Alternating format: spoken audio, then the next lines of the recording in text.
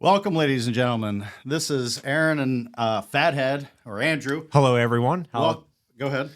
We are coming to you live on Sunday. It is Master Sunday, in case anyone. Oh, that's right. I forgot about that. Yes. Sky Shuffler was leading before we started this. So yeah, I wasn't watching.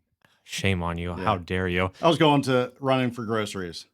But it is April 14th, 2024. We are coming to you here live in beautiful central Pennsylvania. That's right. And this is the BlitzBurgh Banter, a terrible podcast production. Welcome back. Today we're going to be talking about Steelers and free agency, all of pretty much the free agents that we've picked up here over the past couple of weeks and whatnot.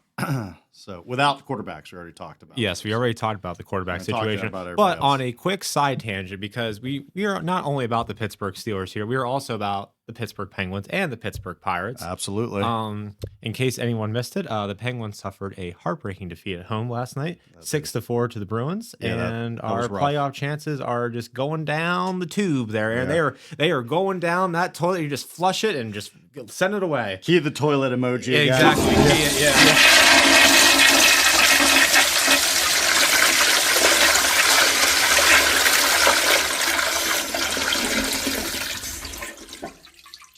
That'll be on there. I mean, trading away Jake Gensel, I have no idea what the hell we were thinking on that one, but we'll talk about the Penguins. We can't even do Jake Shakes anymore. Yeah, I'm excited about getting a Jake Shake. Yes.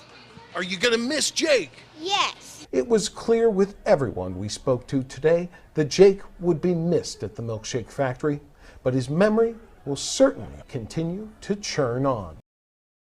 God damn it.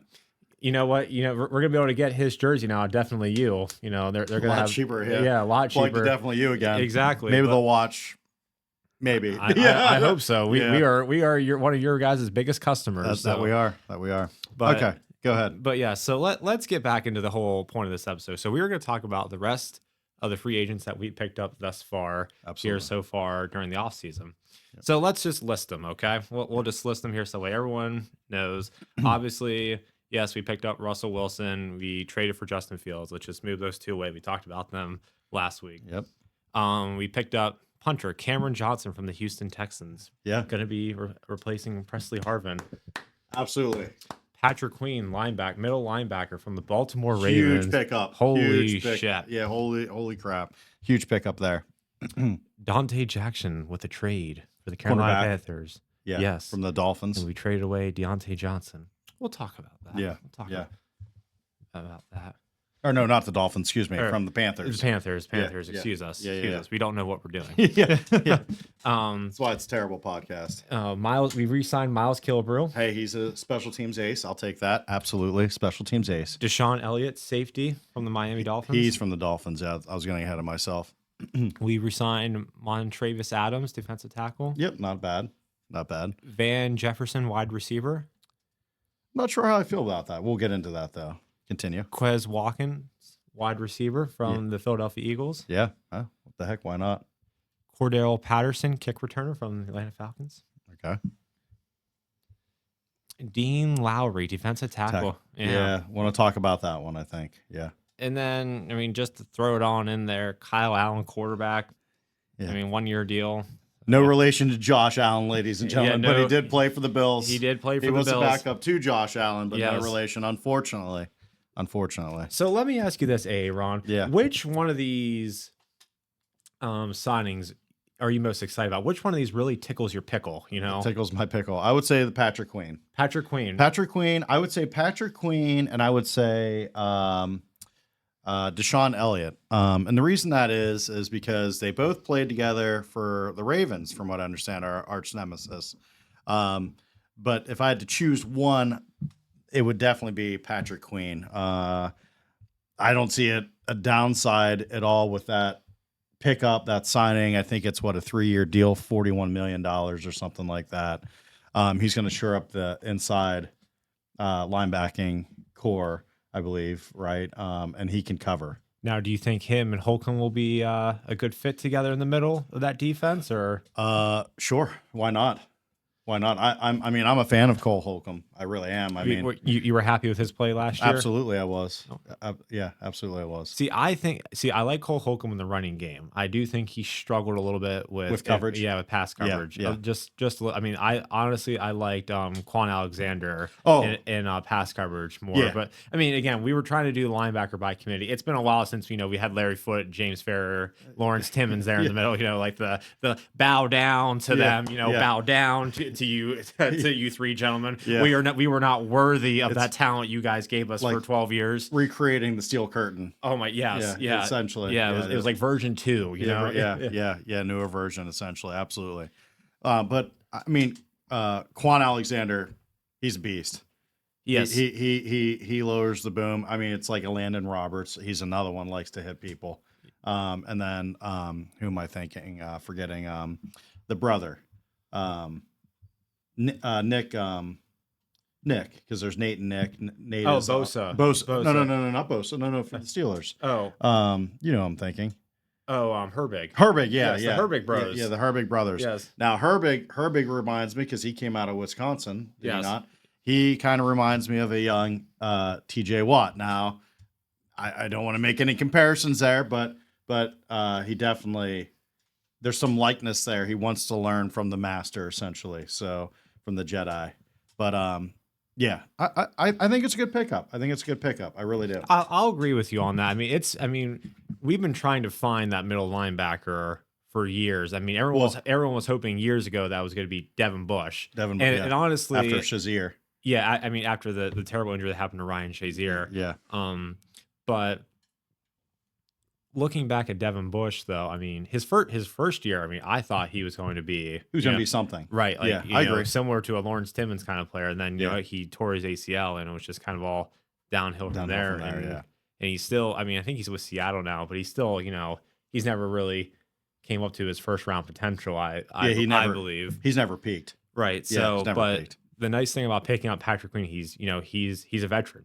And he's coming from Baltimore, so I think he's going to fit the system really well. I mean, we're pulling him from the dark side and pulling him into the light, Luke. We're pulling him into the light, Luke. From those ratbirds. Yes, that's right. Yes, yeah, absolutely. I love it. Yeah.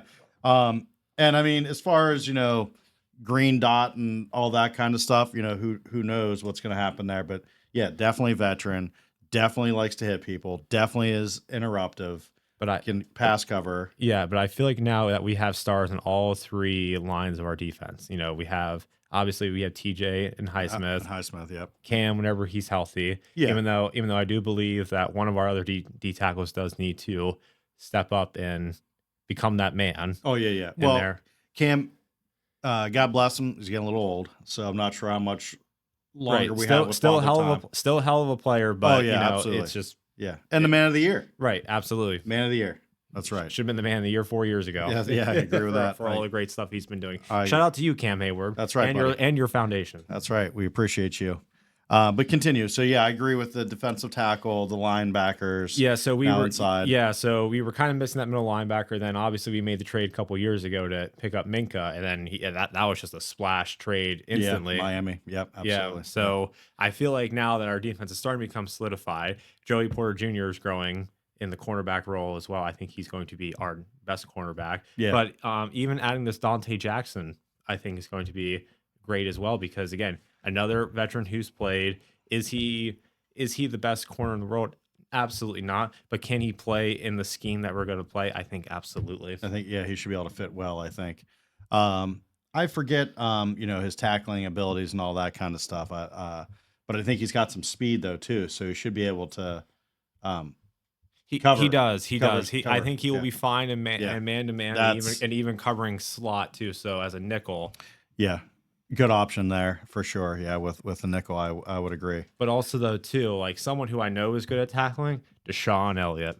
Oh yeah. Did you see his press conference, Aaron? Oh yeah. Did you see his press conference? Yeah. Ladies and gentlemen, he literally just stands up and just goes right over to the logo and says, "I'm here because of this. Yeah. I'm here because of this." That's right. Like, what else do you want out of a man?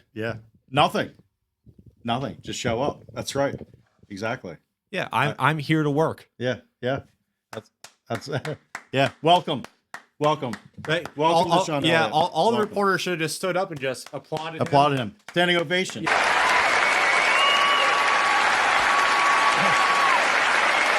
Yes, because I was just like, wow. I mean, I thought Russell Why don't we Wilson. just stand up? Oh, Let's yeah, stand up. yeah, Yeah, let's- Standing ovation for Elliott. Absolutely. Tackle some bitches. Let's go. It was like a 5-minute press conference, but short to the point. Right all about what the Pittsburgh Steelers are and their legacy.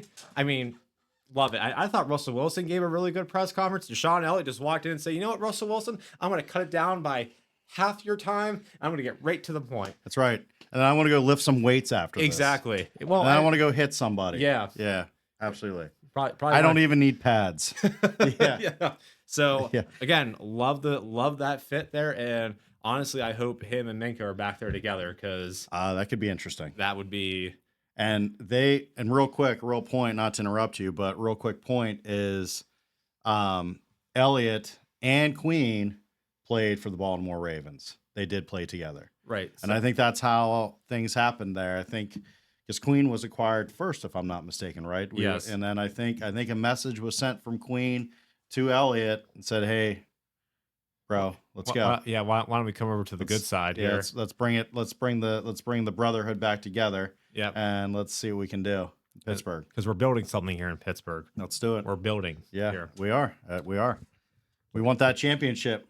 Stairway to 7, baby. Let's go. So well, while we're on the safeties, yes. we talked about you brought Miles Killebrew. Yes. He's coming back. Obviously, he is a special teams ace. He's been the Pro Bowl past 2 years. Always had kick blocks. I mean, punt blocks. I mean, yeah. Killebrew's he's solid. He knows his role. He performs in his role. Yep, he's a solid player. Yeah, Even captain. even when he comes in on defense, again, he's obviously not as good as Minka. Not suggesting that, but again, he knows his role and he's really not going to get beat. He's solid. Right. He's solid. Yeah. He's solid. Yeah. That's well, you can't ask for anything more. Right. Yeah, I agree. So yeah, that's about Miles. Keep going down the list here because there's been a lot. Well, let's get into the one here that really no one's going to talk about, but we're going to talk about here on the BlitzBurgh Banter because you know what? God damn it, I think it's important. Yeah, the punter. The punter. Hell God yeah. damn it. God damn it, the punter. Let's Presley Harvin. Yeah, let's. Jesus Christ. I'm just say real quick, he has a really fucking nice challenger.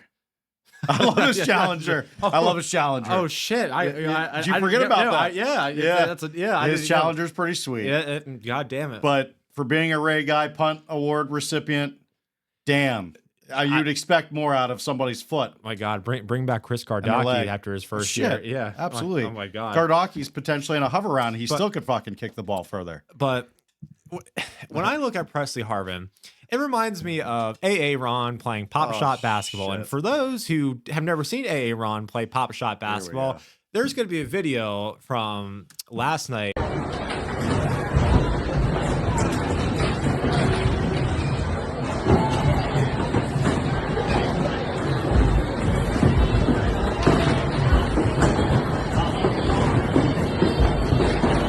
Whenever Aaron and I were going back and forth, in which, by the way, you just kept saying, keep pulling those tokens in, keep pulling those tokens in. And I couldn't get anything to drop, ladies and gentlemen. And what I mean by that is when I look at Presley Harvin, it's like 1 out of 4, 1 out of 5 are actually solid NFL punts. Just kind of like you, 1 out of 4, 1 out of 5 are actually going in the bucket. But then if you just pan the camera over to the right there just a little bit, there's me, Somebody right next. there's me, or there's Cameron Johnson, whose average is about 5 yards, 6 yards further than Presley Harvin, and he punted more too, shockingly, which I don't necessarily understand. He had more yards punting. He came from what? Texans? The Texans, From the Texans. Yeah. Which again I don't understand because we 3-and out so much last year. You feel like Presley Harvin we should have one person leading the league in something. It should have been Presley Harvin. I hate to say. Well, yeah, we punted a hell of a lot. Right. So, but anyway. But yeah, but anyway, so I do think that is a sneaky little change there that is going to help us at least make us more reliable on the special teams product side of things.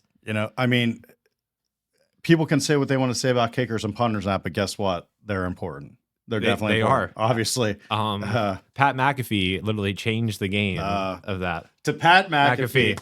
I love that son of a bitch. We love you, Pat. Yeah, we love you, Pat. We love everything you stand for. That's right. We love you. I'd love to have you on the show. Actually, it'd be great, especially play the Colts. That'd be incredible. Oh my gosh, that would be great. That'd be great. Gosh, yeah. If he had subscribed to such a terrible podcast. Yeah. Really. But anyway. So yeah, let's move on. Let's move off of that. There, we did add a couple other pieces to the offense. Now, I don't know how you feel about these. We added a couple receivers. Ron. Yeah. Let's start with them. So Van Jefferson.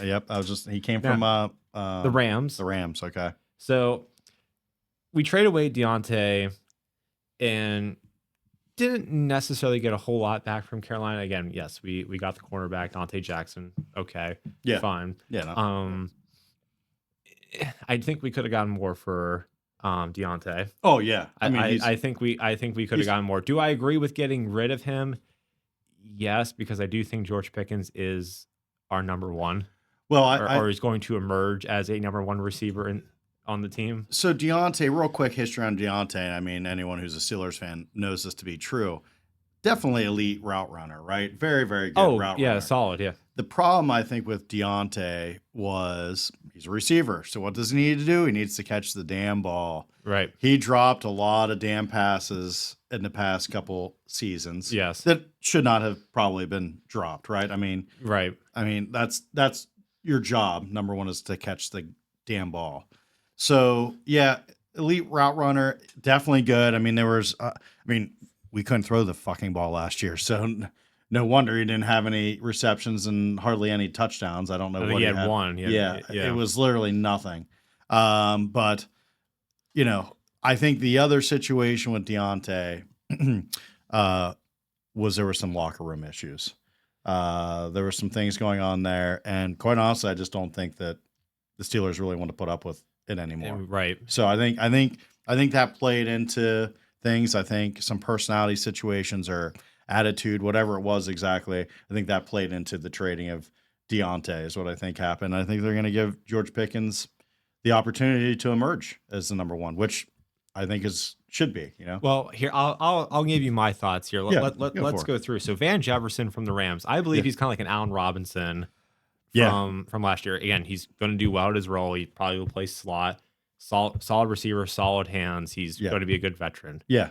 Now the one who I'm not too familiar with is Quez Watkins from the Eagles. Yeah. I haven't really watched a whole lot of Eagles, but we do have some Eagle friends that will be making an appearance on the show, so we can ask them a question. We can ask them about Quez Watkins. Sure. But from what I understand, speedster wide receiver, again, has issues with drops, so we'll see what happens. But again, if there's anything that the Pittsburgh Steelers can do on offense, it is coach up receivers. I mean, we're incredible. We can say whatever we want about Antonio Brown, but again, Antonio Brown was a 6th-round draft pick. Yeah. And historic numbers before all the craziness came out. Yeah. Before all the concussions and everything else. And sure, yeah. And also, too, ladies and gentlemen, before we started filming this, there was also rumors out on X, aka Twitter, that Brandon Ayuk has requested a trade from the 49ers. And we are one of those landing spots. Yeah. I think that would be a hell and here's what I'll say about Brandon Ayuk. He is like a George he is kind of like a George Pickens in terms of he is physical. He wants to run block. Yeah. So I would personally love that. Because that would kind of give me a little bit of remembrance of Hines Ward. Yep. Oh, there's a legend right there. Yes. So, and if you think about it, just real quick, with the run blocking situation, back to who's our offensive coordinator. He likes to run. Right. So Arthur Smith likes to run. Right. So, and we've got Najee and Warren there in the backfield. You've got some really good receivers that are interested in putting some boys on their asses with run blocking. It all will work out very well. You know what I'm saying? So yeah, that'd be a hell of a pickup from the 49ers, I feel like, quite honestly. So I agree with you on that, but looking at our receiver room as it stands right now, that's the person with the biggest question mark or upside is going to be Calvin Austin, I think. I'm a huge Calvin Austin fan. And nothing against, and I have personally nothing against Calvin Austin. I mean, his first season injured, dealing with, I think it was a Liz Frank fracture. That's a serious injury. And then again, last year, I mean, just didn't really use him No, that much. we haven't used him at all, in my opinion, to the appropriateness of what he needs to be used. I said this to somebody. This might have been last week or something. We were talking about receivers, and I brought Calvin Austin up, and you know who I kind of likened him to was Wallace. Remember Mike Wallace? We had Yes. unbelievable speed, and this is all I said is Wallace was a freaking speedster. The problem with Wallace is, once again, his hands. Right. He would drop passes. I'm not saying that about Calvin Austin at all. I think Calvin Austin has speed and he has decent hands. I think he has both. But I would like to see him take the top of the defense off. That's what I'd like. And the thing I'll say about whenever we first drafted Calvin Austin, I was like, oh my gosh, we might have a remake of Tyreek Hill. Oh, there's another one. Right. Yeah, how can we? I just thought of a Steeler. Yeah. So, but yeah. And again, shout out to Matt Canada. And you couldn't use this player at all in your offensive scheme somehow. Yeah. Right. Which could have made things easier for your rookie quarterback. But anyway. Yeah. That's all the passed. biggest question mark, or the person who I think has the potential to have the biggest boom, maybe other than Pickens. I mean, I know our running backs are probably going to be 1,000-yard rushers again if things play out the way that they should. If our line, but but the biggest surprise, and honestly, the person who could be a sleeper in fantasy drafts this year, maybe could be Calvin Austin. That would, he's got the potential. Right. He's got. I mean, they all have to take steps, as the great Mike Tomlin always says. Right. You got to take a step. And Pickens absolutely needs to take a step this year. But Calvin Austin also, because technically it's his third year as well, right? I mean, first year was he sat out. Last year he played, but didn't really get much of anything. And now, hopefully, we got some guys in the backfield that can actually throw the ball. Right. So we have the opportunity. So, and I think that was the other issue with Calvin Austin is there was nobody really in the backfield other than maybe Rudolph. Trubisky could throw the ball too. They could actually hit him in space. Yeah, literally. I mean, because the guy is a speedster. So, but continue. Yep. So, and then again, kind of just to round this out here a little bit, we did end up picking up McCole Pruitt, tight end from the Atlanta Falcons as well. So we're adding to that tight end room, which is already kind of heavy in that space. With having Freiermuth, who obviously is our number one. Yeah. Having Darnell Washington. That's the other one. I think I'll again, we should be using that man. I'll argue with you on that one. You're saying about. I mean, we're talking a different position here, but growth there. Washington. I mean, that man. He's literally Mount Washington, as they call him. He is huge. He's like 20 or 21 or whatever. Maybe he just turned 21. He's gonna be probably 22 this year. He's like what, 6'7", 6'8", or something like that. He's huge. That's another one that really needs to take a step, in my opinion. Well, he is a great run blocker, pass blocker, and he has hands. He shows it. We just got to get him involved. Right. He showed it. He showed it in Georgia. He shows it in practice. The throws that he did get last year, I don't think he had a single drop. He is a big target. We should be using him more in the red zone offense, baby. Right. Even third and short too. Get him a little 2-3 yard screen pass. But all he has to do is just catch the ball and fall forward, and that's 5 yards, ladies and gentlemen. That's all we need there. That's right. It's over. Yeah. There you go. And then just to finish out the rest of that room, we have Connor Hayward, and now we have he's McCole Pruitt. Now, I love Connor Hayward. I love him, but I think he's going to be moved, and he should be moved. What do you think? He should be moved to fullback. Fullback. I was just going to. If Arthur Smith is smart here, we should be using him as a fullback. I think it's a good possibility. Yeah, I think it's a good possibility. I would agree with you on that. You got to keep Connor Hayward. He's tried and true. He catches the ball when you throw him the ball. If he's not going to work out as a great tight end, I don't know how big this other guy is that we're picking up. But Connor's a little bit, I guess, maybe undersized. I guess definitely undersized when you compare him to Freiermuth and obviously Mount Washington. Do you know what I'm saying? Right. But he's got very good hands. He's got good awareness on the field. I agree. It's a possibility to bring back a fullback or halfback situation, however you want to do it. Right. Yeah.